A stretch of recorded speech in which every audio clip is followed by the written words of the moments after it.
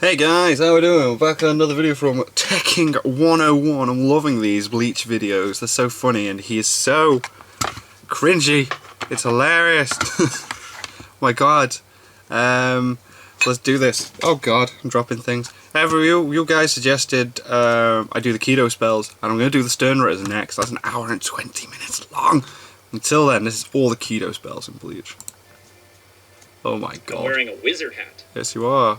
Because it's about KIDO. Yeah, magic. Which is like magic. There we go. Oh, God. Hey everybody, Techie 101 here, and as I said, this is a video all about KIDO. We are learning about every single spell shown in the series, both canon and non-canon, every named spell anyway. Oh, right, cool. And to give you a better scope and the interesting craft, this is one of the 4 main battle techniques of the Shinigami, so you think there'd be a lot to it.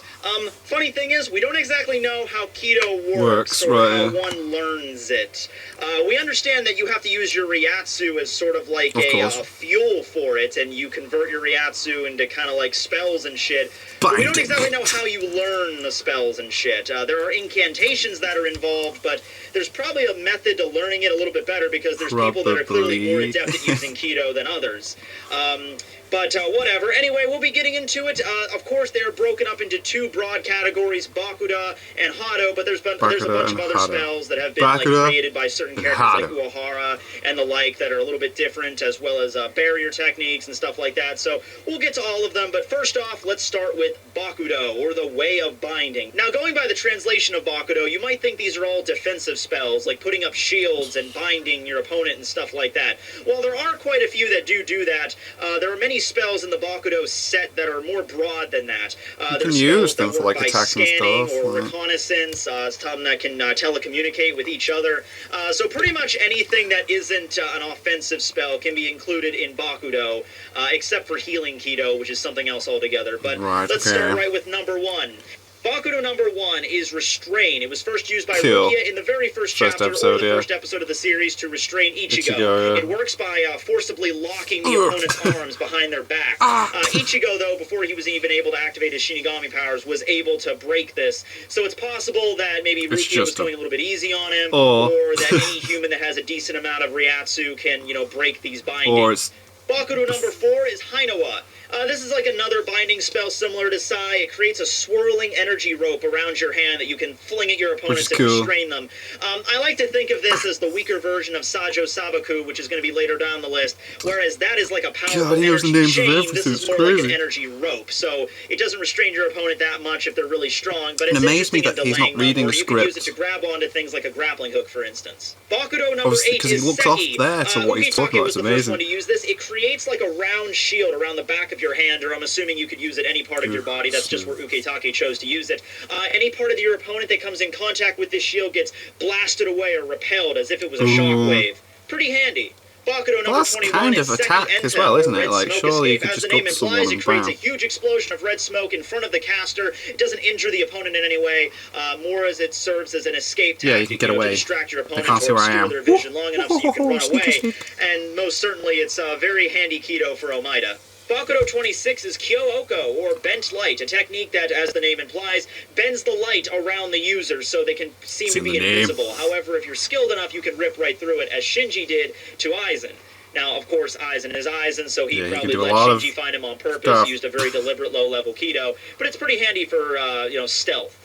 Bakudo number 30 is Shitotsu Sansen. The caster creates 3 fangs that can be launched at the opponent, pinning them to a large structure behind them. Bakudo number 37 is Surari Boshi. It creates sort of like a net, which has like a sort of trampoline bouncy effect to it. It can be used in midair, and it basically latches onto structures around it. I guess they could be buildings or trees or whatever. The primary method of this is to catch falling objects. It was used quite a lot during the fight with Ion, because Shinigami were dropping like flies in that fight. Oh yeah. Bakudo 39 There's a lot of them going down. Pretty much just creates a normal round shield in front of you. It's not a very high-level Bakudo, so if your opponent's strong enough, it'll rip right through it. Izuru used it in his fight against Avarama, but it didn't really go anywhere. Pretty much got shredded almost immediately. Poor guy. Pretty basic shielding kind of Bakudo. Bakudo number 58, Kaku Shitsui Jaku. This is one of those KIDO that I talked about that doesn't really have anything to do with defending so much as scanning and reconnaissance. So this is one of the KIDO that actually requires the user to actually draw draw a symbol on the ground of a circle with a bunch of different characters in it, and then after pressing their hands onto the ground inside of the circle, it basically works just as like outside a like radar, I guess. We don't exactly know how it works, but after using it, the person can like read out numbers. Like Isane used it to find out where Aizen and Gin had left. I guess it works by Reiatsu's signature or something like that. Anyway, after using it, she was relaying the information to Unohana. She was rattling off a bunch of numbers. Maybe they work like longitude and latitude or something like that. She was like, all right, let's find out where Aizen and Gin went. 37, 15, 42.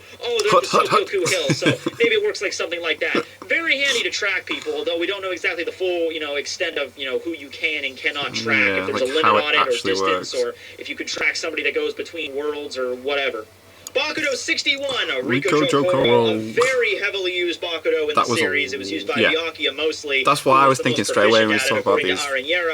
It's basically a technique that binds the opponent with 6 restraints of light, like very circle, similar to Bakudo number 30, except with, doubled, obviously. That was only with 3. Yeah, so with 6. Double-edged six, it's also notable to mention that even though the bars of light that bind the opponent are limited to usually around their waist. It actually restrains their entire body, because when Byakuya used it against Rukia when she was being controlled by Zomori, Zomori was like, all right, I command Rukia to slit her throat with her sword. And even though the pillars of light weren't even touching her hands or all, they were binding her at her waist, her amazing waist, she couldn't move her sword. It couldn't even move a single inch. So it pretty much kind of like paralyzes or numbs the entire body, essentially.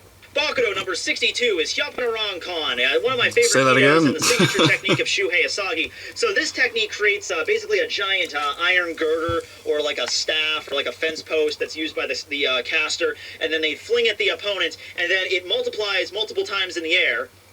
Multiple times. There's a shit ton of them. A lot. And then manage to hit There's a lot of them. to the whatever structure they're against, depending on whatever part of them hits. I love all these they get, defensive kind of like things. They never actually attack them. They just stick them in places. Things, has a lot of force behind it. Why do they? Bakudo number 63. They throw it and they stick into them, not like stick them to a wall. You're not giving the 3 fangs. Hinawa is like a normal rope.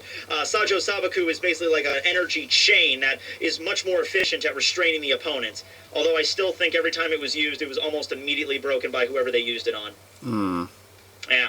Bakudo 73 is Tozan Show, which also works as sort of a barrier to Toes it on creates show. An upside-down Put some pyramid, socks on. I guess, that can be used to prevent people from seeing you or attacking you, and maybe you can also imprison people inside of it. Izuru used it to give him a space to work in to heal up Momo and Rangiku while Aion was attacking, but Aion could probably break through it quite easily. Bakudo 75 is Gochu Tekken. Oh, this is an awesome technique. This is the one Hachi used against Ichigo when he was during his hollow training at the Visored Hideout. So Hachi clasps his hands together, and like these 5 symbols float out between his fingers, and then he slams them on the ground, and those 5 symbols all become 5 giant steel pillars. Each one's like a story high, connected by chains, and then they literally flatten right on the opponent, like pin them to the ground. You'd think they would get flattened like a pancake, but I guess if you're strong enough, whatever. Ichigo was able to break through these quite easily after he activated his full hollow mode, and he was all going berserker, but still a pretty interesting move. Bakudo 77 is Tente Kura. This is also a very handy communication type of Kido, very similar to Kaku Shitsui Jaku. You need to have special markings in order to make it work, like a segmented pattern on your hand. After activating it, it's called like the Heavenly Skynet or something.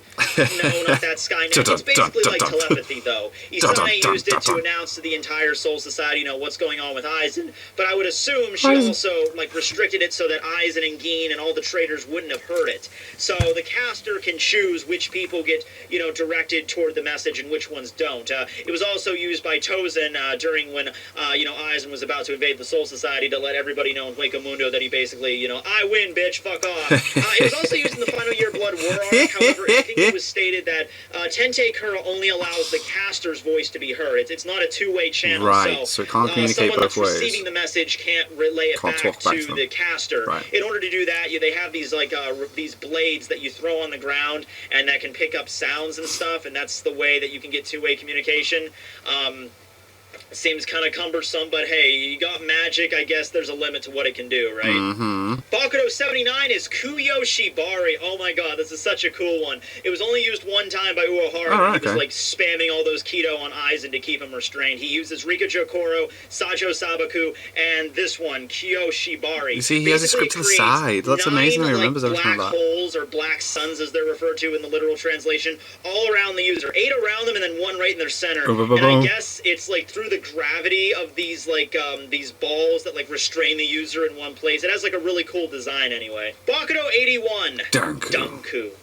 Oh my god, this is such a cheap Kido. Alright, so this creates a barrier. However, unlike Enko-sen, this barrier is actually worth a fuck. How worth the fuck is it? Well, the barrier is huge to start with. It's like, like the size of like a 2-story building. And it completely shuns any Hado spell level 89 or lower. Oh wow. I'm going to repeat that again. 89 or lower. It completely shuns, blocks out completely every Hado spell level 89 or lower. That's such a dick move to use. We're going to get into some really badass Hado spells in a minute. And this thing is cheap as all hell. But hey, it makes a pretty cool aesthetic when, you know, Aizen's walking away from Tessai and he uses a level 88 Kido. And it is just like, Danku. Done. Yep, see you later. Whatever. It's so cool. Bakudo 99 is kind of unique because it's the only Kido that's actually broken into 2 parts. Bakudo 99 Part 1 is Keen, which basically works by binding the opponent. Caster puts his fingers together, sort of like in this interlocking pattern, and then a bunch of these like metal bands come down and then restrain the opponent, and then these like metal spikes come in and like chain that band to the ground. It seems rather simple compared to like the other kind of Bakudos we've had. We've had like 5 giant pillars pinning the opponent to the ground, and then we had freaking like 9 suns being summoned to trap the opponent by gravity to just a bunch of metal bands that, you know, pin the person to the ground. Every time it says metal bands, I think like Metallica or something. It just all flying from the ground. Holified Kensei. Hachi was using Sajo Sabaku and Gochi Tenkan on him, and he broke through those no problem, but it was Keen the thing that actually managed to break him down. The only person that was able to officially break it was Ichigo when he was undergoing his training at the Uehara shop, but Ichigo's Ichigo. Once again, he's the exception to every rule. He has so much latent power in him. It makes perfect sense to me how he was able to break through it. Bakudo 99 Part 2 is Bunkin, or like the final seal. This one actually, in itself, comes to us in 3 parts. So the first part of Bankin is basically restraining the opponent with cloth entirely. The second part then, you know, staples them with like a bunch of like little tiny like bolts, I guess, or screws all over their body. And the final one, despite this being a Bakudo spell, a binding spell, I think this is why it was 99, because it actually can kill the opponent, which is what Tessai was actually trying to do. He was trying to subjugate Ichigo before he became a full hollow. It summons a giant stone or steel block. I guess saying steel is accurate because it's made out of Ryatsu, but whatever. Giant fuck-off stone block that literally just crashes down on the opponent, completely smashing them into oblivion. Yeah, God. I guess, no, they're just sealed. Yeah, I'm sure they're just sealed away. Yeah, there's no damage caused by that. His brain's over there, and his skull's over there, and he's just a pile of goo and blood and what, I don't know what the fuck that is, but yeah, he's sealed, totally. Sealed for all time. He's dead, basically. This spell will kill you. So beyond that, we also have a few interesting other Bakudos, spells that were referred to as Bakudos, and we know their name, we just don't know their number. Probably the most prevalent in the story was Hakufuku. This is a technique that both Momo and Gin used that apparently knocks out the enemy, and they shuns out their Ryatsu, so when you use it on somebody, it blocks out their Ryatsu so no one else can sense it. Gin used this on Rangiku to knock her ass out, and so Aizen could not sense her Ryatsu anymore, and then when they wake up, they're apparently like in a daze, like they're like hungover, like what the fuck did I do last night? So interesting level Bakudo, probably a decent level there. Next we have Inamuri, which was used by Yamamoto on Momo to make her go to sleep. It's referred to as forced slumber, so it's just like, okay, time to go night-night, Momo, and she's like, alright. Okay, good night. We have the more brutal timeout drop that was used by Shinji on Ichigo to prepare him for his visor training, while as the Inamuri just makes you go to sleep, this one actually forcibly, you know, knocks your ass out. Then we have Shibire Yumi, which was used by Uehara on Rukia, which is simply referred to as the numbing finger. So basically, Uehara just like taps Rukia and that came out wrong. Uehara fingers Rukia. Okay, that's better. And it forcibly makes her entire body goes numb. So you're still awake, you're still conscious, you can't move your body at all. Actually kind of sounds like the date rape Kido, sort of. Oh, God. Why does Uehara know that? Why is it called numbing finger? Why do you use it on Rukia? Okay, so that was all the Bakudo. Now we're moving on to the Hado spells. Now, as the name implies, Hado, Way of Destruction, there's not a bunch of diversity with these spells. The goal here is to launch an attack that will injure or kill your opponent. So most of these are pretty straightforward. We start off with the weakest one, Hado number 1, Show, or Push. Like Sai, it's not that really difficult to use, and it's pretty simple. All it does is simply push your opponent away from you. So, you know, somebody's entering your personal space, you're like, show, bitch, and just boom! Hado number 4, Byakurai. Having a little bit of a step up from just pushing someone away to shooting lightning from your fucking fingers. That's cool. Byakurai, or Hail Lightning, is a very relatively common Kido spell in the series. It's used by Byakuya a lot. Basically, yeah, you just pull out your finger, and then it shoots out a stream of lightning. It's probably not very powerful, but if you know how to use it, it can be very effective, as when Byakuya used it against Ichigo when he had him pinned with his Senkei. Byakuya pressed his finger up against Ichigo's shoulder and then blasted a hole clean through it, so it's pretty strong if used by a Kido master. Yeah, if you use it like the right way. Is Sui Raizen, a technique that used by Shuhei Asagi. Basically, it means bound lightning, and it works by, I guess you have to hold something in your hand that can conduct electricity, as Shuhei had his Kazeshini, wrap the chain around Ion, and then use Sui Raizen to have an electrical current running through his Kazeshini that shocked the hell out of Ion. Didn't work, but it was a pretty interesting technique. Hado number 12 is Fushibi. Now, this was a technique that was actually combined with a few other spells by Momo when she was making that KIDO net that ensnared Sun, Apache, and Mila Rose. So the Fushibi aspect of this, though, caused the entire net to actually explode whenever Momo, you know, cut the snare on her lieutenant badge, and it caused the explosion that severely injured Mila Rose, Apache, and Sun. Therefore, we could probably assume if Fushibi was ever used on its own, it probably just produces an explosion, or maybe like a glowing orb that you can toss at your opponent like a bomb or a stick of TNT or something like that. Hado 31 is Shakaho. Okay, this is probably one of the most common ones in the entire story. Red Fire Flash. Very handy. Rukia's used this. Renji, it's usually the Kido that he tries and usually fails at. Oh, poor guy. You know, it just creates a red ball of energy that explodes in the firestorm whenever it hits something. Hado 32 is Okasen, which means, Uh-oh.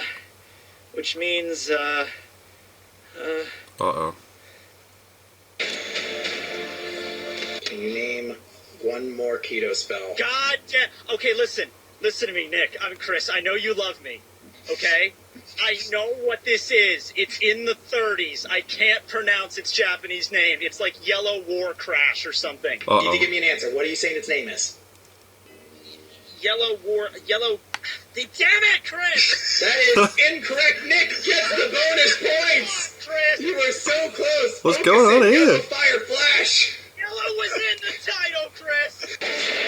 Yeah, anyway, it's pretty much the same kind of spell as Shakaho, except it colored yellow, and it has a much more wider arc, so more damage can be dealt out. So bizarre, it must have been on a quiz and something. Let me know in the comments what that was about. Another technique that's very predominantly used by Rukia Kuchiki, and this kind of ends out the different colors. See what Kubo did there? Hado 31 is red, Hado 32 is yellow, and Hado 33 is blue. Yeah. Now, despite the fact that it's called Blue Fire Crashdown, usually whenever Sokatsui is used in the anime, there's actually like an electrical sound effect used in the background, even though the literal translation is it's blue fire that attacks the opponent, and clearly what Kubo was going for was like the different levels of fire, you know, red, then yellow, and then the really hot fire is just blue. Really extreme heat. Blue, not electricity. Hado number 54 is Hien, another fire spell. It was used by Tozen to completely disintegrate Grimjow's arm after he cut it off. It was also referred to as the Abolition Flame, which is a kick-ass technique, name anyway, which is why, of course, it was only used one time. But apparently it was a purple fireball that disintegrated anything it came in contact with, including Grimjow's arm, which I guess would still have Hario on it, so pretty damn powerful Kido, I guess. Yeah, that was so cool. 57 is my arm, it's gone now. Oh. One of the Kido spells that we actually don't get to see in the anime because it wasn't revealed until the 1,000-Year Blood War arc. Yumachika used this against zombified Bambietta. I really hope it gets animated. For, Ikaku to kind of like, you know, obscure Bambietta's bomb so he can get to her. Basically, it just creates if there's any rubble, I guess, in the area, that's the only way you can use this. It rises up a bunch of boulders, I guess, and just flings them at the opponent or debris or whatever's lying around you, whatever's handy, I guess. Basically turns you into an earthbender. Toph would be proud. Hado 58 is Tenron. This is a technique that Izuru used against Avarama. Basically, what he did was he clasped his hands together and created a whirlwind or a vortex. So it's a wind-type Kido that blasts away your opponents. Hado number 63, Raikoho, is probably my favorite Kido. I believe it's referred to as like the Thunder Roar Cannon or Thunder Roar Seer or something like that. It basically just a massive fuck-off lightning bolt. I love how he describes it as just a big fuck-off something. Actually, in the manga, this is a fun little trivia fact. In the manga, Lukaku used this to take out one of the giants that were under the control of Aizen's Kyokasui gets. In the anime, she just uses it on the Sokyoku Hill to kind of like make her arrival a little bit more flashy. Aizen later used it against Isshin, probably I think one of the only times that Aizen used a Kido that wasn't Black Coffin. But yeah, it's just a massive lightning bolt that comes out of your hands, so pretty much a cooler version of Byakurai, basically. Hado number 73 is Soren Sokatsui, and the first example we get to see of a Kido that just doubles or adds another Kido on top of it. Basically, it's just two Sokatsuis together for one massive, big, blue fire crash attack. Hado number 78 is known as Zanguren, or as Shunsui called it, Kido Blade. Basically, when he was fighting against Lilia, he noticed that none of his attacks were working, so he was like, oh, maybe if I use a blade of Kido, it would work. Actually, what this technique is, it creates a ring around the caster that has like a bunch of like sharp edges on it. Look at that, that's awesome. And then the ring just expands, slicing everything Cool. around him It's in like, a circular pattern, and it completely destroyed the building they were on, like sliced it in half and caused the building to collapse. But it did nothing against Lilia. Oh, here we go, guys. Hado number 88. Hiryu Gekizoko Shintei Raiho. I love saying that shit. I'm gonna do it again. Hiryu Gekizoko Shintei Raiho. Oh my god. Basically, okay. So I might have been underestimating the massive fuck-off lightning attacks up till this point. Byakurai, wimpy little lightning bolt from your finger. Raikoho, okay, bigger lightning bolt from your entire hand. Hiryu Gekizoko Shintei Raiho is the motherfucking lightning bolts and motherfucking lightning bolts, okay? Both hands together, super high level Kido, and just boom! Like an entire vortex of freaking electricity just nukes everything in its path. Unless you're Aizen and you have Donku. Have I been saying that this is an OP fucking technique? Come on! It's ridiculous. Okay, so now we get to the level 90 Hados. Now, Aizen himself stated that once you get to the level 90s, they're kind of unwieldy or difficult to control, even for him. And usually when you use these techniques as we get higher up, sometimes they even involve a sacrifice of the user. So a lot of these are known as like forbidden techniques that you're really not supposed to master because they're so dangerous. So Hado number 90, we don't actually get to see it too much. I think we only get to see it like one time partially in the entire story. It's Kuro Hitsugi, or Hitsuji, or whatever. It means black coffin. You do this thing with your hands, and then it creates a black coffin that I guess impales your opponent like the Iron Maiden or something. I think Aizen kind of used it when he turned into a god, and he made like a really big one that basically warped time and space and made gravity his bitch or whatever.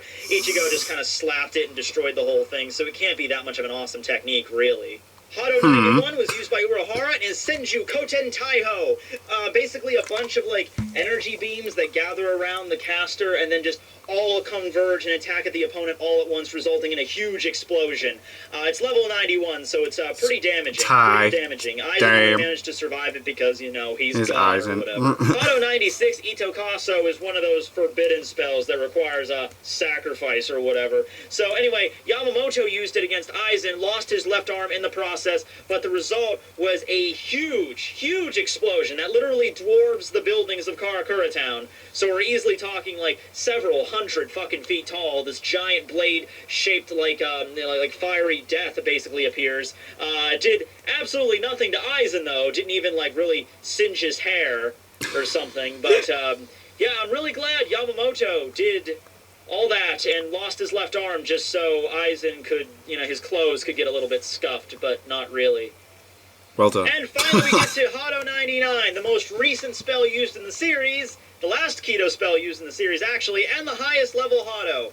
Gonryo Tenmatsu. Damn. Or like the 5 War Dragons or some shit. Awesome sounding name, but it doesn't really go anywhere. Aizen uses it, which, by the way, he was restrained at the time, so whatever. Anyway, Aizen uses it while wearing his binding outfit against Yuha, and you'd think the name suggests that, like, 5 dragons would, like, appear at the same time, like, all over the place, yeah. And then, like, nuking them from, like, all the different directions with different elements or some shit. Like, this is the culminative, this is the ultimate Kido, this is the apex of Hado. But no, it just kind of destroys, wrecks the ground a little bit, knocks up some debris, and like a dragon appears behind Aizen, and it looks cool, I guess. But that's all we really get to see from it. I would like to say that if Aizen wasn't wearing the binding gear, the BDSM gear, maybe it would be cooler. Do more. But yeah.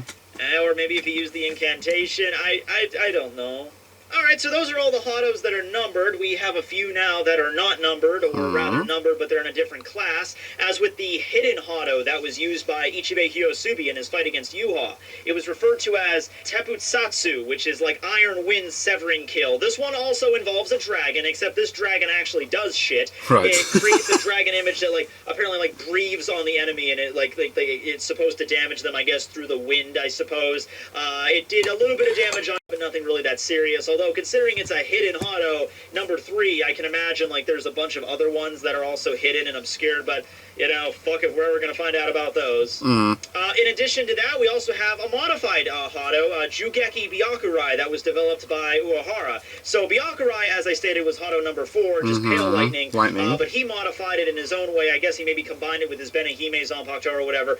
So basically, Jugeki Byakurai is the same exact thing, except it's a more compressed energy beam, I guess. Instead of lightning, it's red. It's like a red energy beam that you basically shoot at your opponent and can pierce really durable foes, as with the case with Aizen. He was already going through his god transformation. You can use anyone as an example. Byakurai, a regular one, he would just kind of like ping right off of him, but this one actually pierced his entire body, even though he was taken by surprise. So I'm assuming Uehara also modded a couple of other Kido to, you know, be more efficient in combat. This also brings up an interesting point that Kido, like all the numbered stuff, that's all just the stuff you learn at the academy. Like, I would assume there's a spell book somewhere, like, okay, this is Hado number 96, and this is why you should never use it, but here's the incantation anyway. You know, that kind of shit. But Kido, like I said, I guess is malleable. You can manipulate it into other stuff. Of the Shinigami to fuel it, so therefore expand you it and use it in different ways. Stuff, you know, depending on how skilled you are and how intelligent you are with Kido.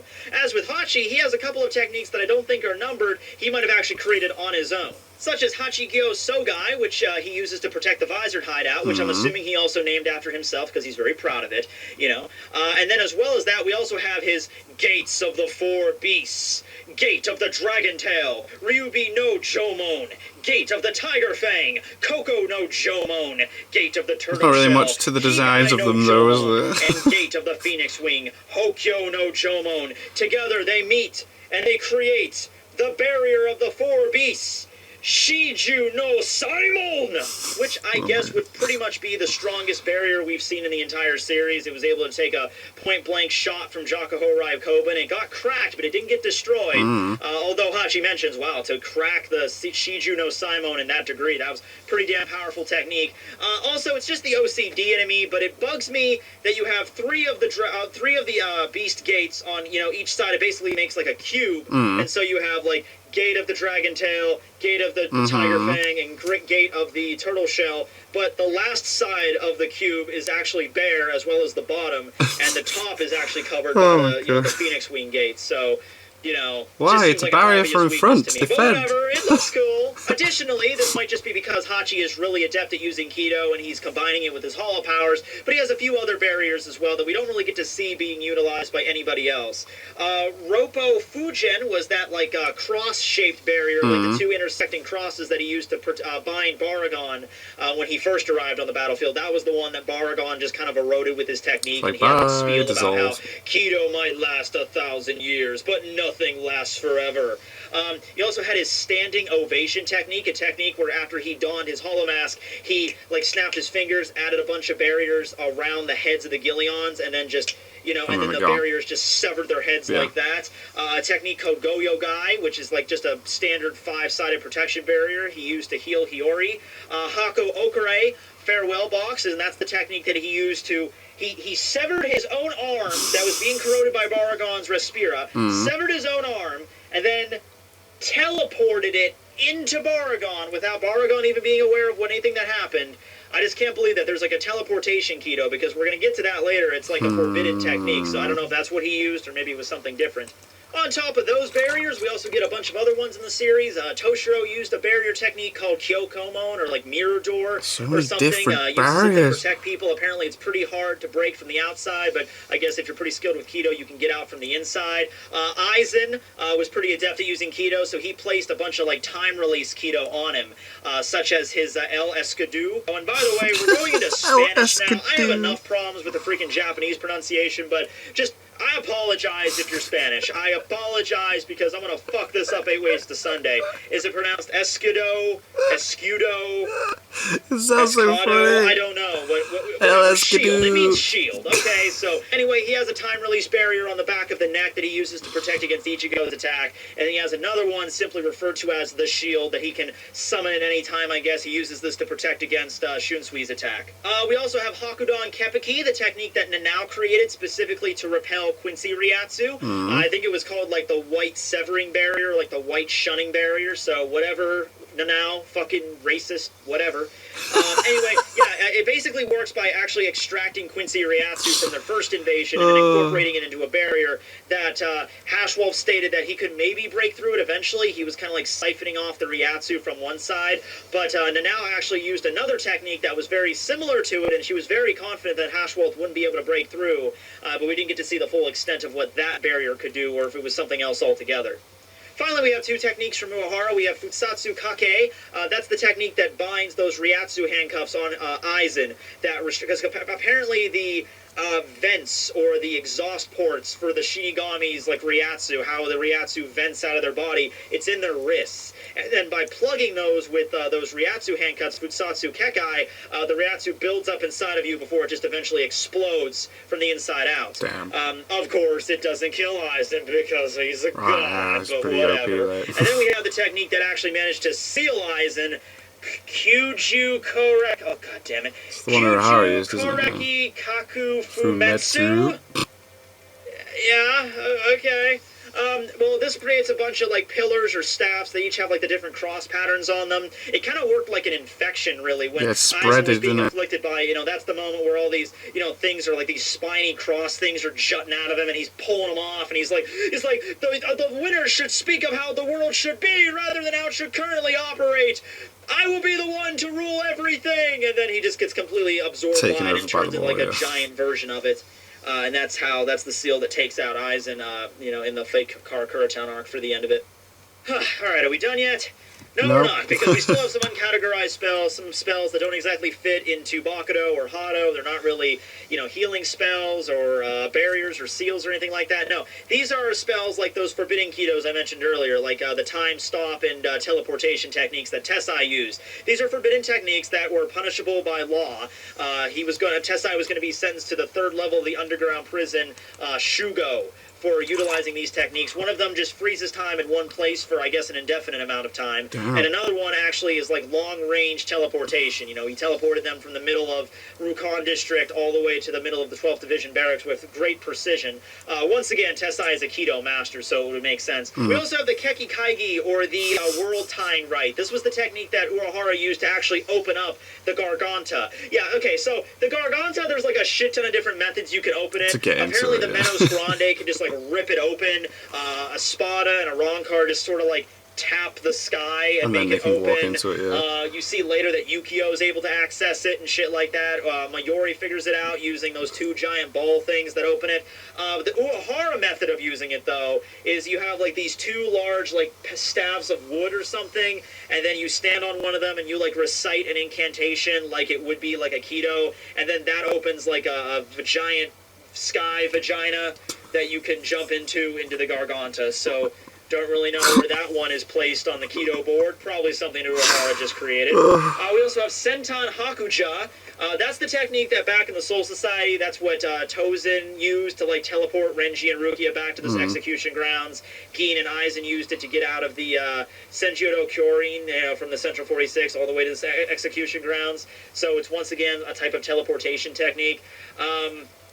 And then finally we have the Hanki Sozai technique, the technique that Yoruichi uses against Soifone. So basically they both had Kido active. You know, Soifone had her Shunko, Yoruichi had hers, and they went to attack each other, and then in order to kind of like nullify the attack, Yoruichi, you know, reached out her hand, it came in contact with Soifone's, and because her Kido was like an equal opposite reaction to Soifone's, as if the laws of physics apply here at fucking all.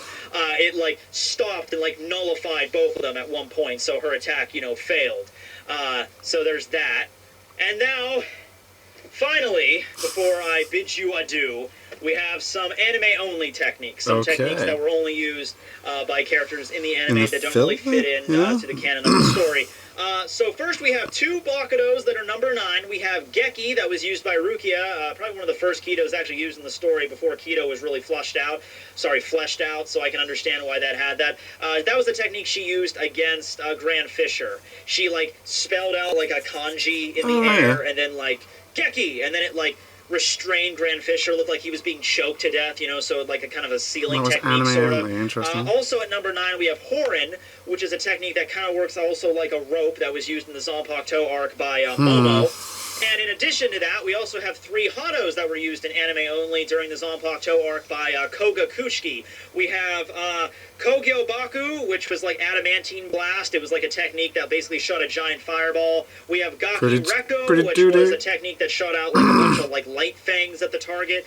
Very similar to Helpon Rankan, except it was like, you know, an offensive technique. And then we have Hyoga Seiran, which is a like a blizzard, you know, like I think it was like Wolf's Winter Fang or something like that. So it just shoots a blizzard of snow at the target. I think the only Kido that displayed the ability to channel snow or ice.